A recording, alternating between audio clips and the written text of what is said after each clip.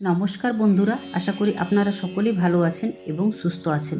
রাধাকৃষ্ণ চ্যানেলে আপনাদের সকলকে স্বাগত জানাই। রাধে রাধে বন্ধুরা। প্রেমানন্দ মহারাজজিকে একজন ভক্ত প্রশ্ন করছেন, মহারাজজি, আমার মনের ভেতর থেকে কোনো রকমের দুশ্চিন্তা বের হতে চায় না। আমি এই দুশ্চিন্তাগুলো দূর করার জন্য খুব চেষ্টা করি, কিন্তু আমার মাথা থেকে এই চিন্তাগুলো কিছুতেই যায় না। মহারাজজি, আপনি আমাকে এই পথ দেখান। এই কথা শুনে প্রেমানন্দ মহারাজজি উত্তরে বলছেন, শোনো, যে কোনো বড় থেকে বড় বিপদ কিংবা মনের ভেতরে থাকা চরম থেকে চরম নেতিবাচক চিন্তাভাবনা আমরা ভগবানের চিন্তনের দ্বারা আমরা খুব সহজেই নষ্ট করে দিতে পারি। তাই তোমার এই সমস্যার একটাই সমাধান, সেটা হলো নাম জপ করা। মহারাজজি বলছেন, আমাদের এই খালি মস্তিষ্কই নোংরা জিনিসেই ঢুকবে, কিন্তু যদি আমাদের মনে ভগবত চিন্তন থাকে এবং সর্বদা পরমাত্মার ধ্যান থাকে, তাহলে আমরা যে কোনো খারাপ চিন্তাকে 2 মিনিটেই মুছে যেতে পারব। তারপর মহারাজজি আরও একটু বুঝিয়ে বললেন, যদি মনে ভগবত চিন্তন না থাকে, তাহলে মনে কিন্তু শান্তি পাওয়ার আর কোনো উপায় নেই। তোমরা এই কথাটা একদম নিশ্চিন্তভাবে বুঝে নাও যে ভগবানের চরম ধ্যান করলেই যে সমস্ত বিপদের বিনাশ হয়ে যায়। তাই সবসময় ভগবানের স্মরণ করা উচিত, কারণ শাস্ত্রে বলা হয়েছে যে ভগবানের স্মরণে আমাদের সমস্ত বিপত্তি নাশ করে দেয়।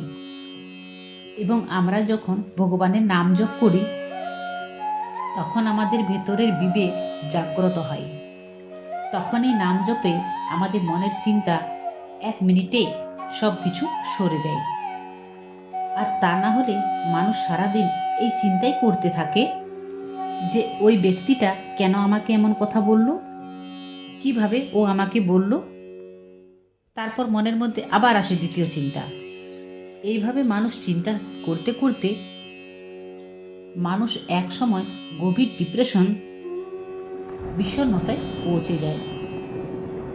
তাই যে কোনো বড় থেকে বড় সমস্যাকে আমরা শুধুমাত্র ভগবানের চিন্তনের দ্বারাই নষ্ট করতে পারি। মহারাজজি আবার ভক্তদের উদ্দেশ্যে বলছেন, এই অতিরিক্ত চিন্তা বা ওভারথিঙ্ক থামানোর জন্য নাম জপ করা অত্যন্ত আবশ্যক।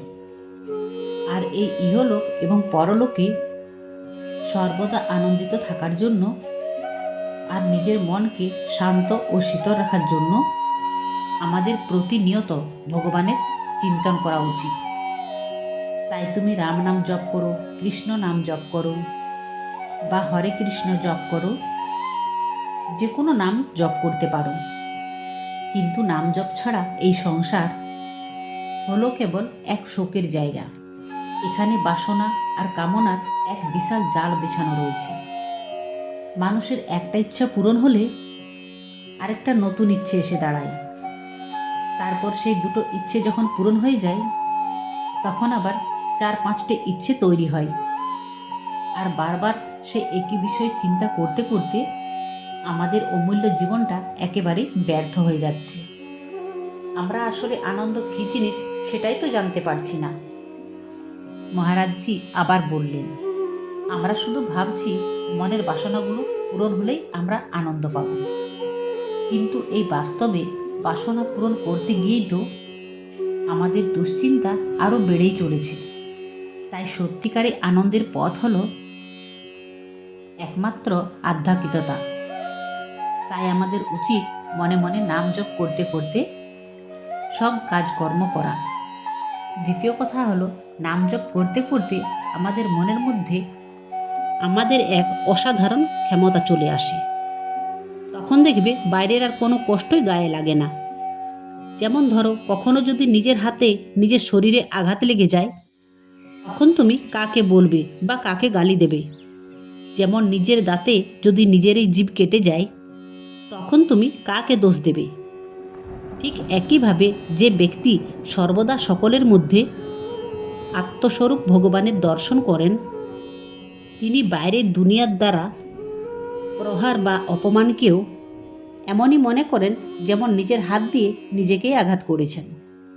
তিনি তখন আর কাউকেই দোষী বলে মনে করেন না। তারপর প্রেমানন্দ মহারাজজি বলছেন, সব মানুষের মধ্যে ভগবানের রূপ দেখে নাম জপ করলে মনের মধ্যে এমন এক পারদর্শিতা আসে যে তুমি সব কিছু খুব সহজ ভেবে নিতে পারবে। যেমন ধরো, কেউ তোমাকে গালি দিল বা নিন্দা করলো, অপমান করলো, তখন সাথে সাথে তোমার বিবেক জেগে উঠবে। তখন তুমি নিজে মনে মনেই ভাববে, না না, এই মানুষটির মধ্যেতেও ভগবানই রয়েছে। হয়তো আমারই কোনো পুরনো কর্মের পাপ শাস্তি এইভাবে ভোগ করানো হচ্ছে। এই মানুষটি তো একদম সরল বা নির্দোষ, একে তো শুধু মাধ্যম বা নিমিত্ত বানানো হয়েছে। ভগবান বড়ই কৃপালু, তাই তিনি আমারই কর্মের করা খারাপ শাস্তি দিয়ে আমাকে পবিত্র করে নিচ্ছেন। তখন আর ওই মানুষটির প্রতি তোমার কোনো রাগ হিংসা থাকবে না। তখন তুমি বুঝতে পারবে সেই মানুষটি মোটেই দুষ্টু নয়, বরং আমাদেরই কোনো কর্মের শাস্তি দেওয়ার জন্য তাকে শুধু নিমিত্ত বানানো হয়েছে। আর এই বিবেক আর এই জ্ঞান তোমাকে এক মুহূর্তের মধ্যে সমস্ত রাগ আর দুঃখ থেকে বাঁচিয়ে নেবে। তাই সবশেষে প্রেমানন্দ মহারাজজি বলছেন, নিজের মস্তিষ্ককে কখনো নোংরা চিন্তা করার সুযোগ দিও না। তাই সবসময় ভগবানের নাম জপ করতে থাকো। তো বন্ধুরা, আজকের ভিডিওটি এখানে শেষ করলাম। তোমাদের যদি ভালো লেগে থাকে তাহলে লাইক, কমেন্ট আর শেয়ার করতে ভুলবেন না। আর যারা আমার চ্যানেলে নতুন হচ্ছেন তারা চ্যানেলটিকে অবশ্যই সাবস্ক্রাইব করে দেবেন। জয় শ্রীকৃষ্ণ। রাধে রাধে।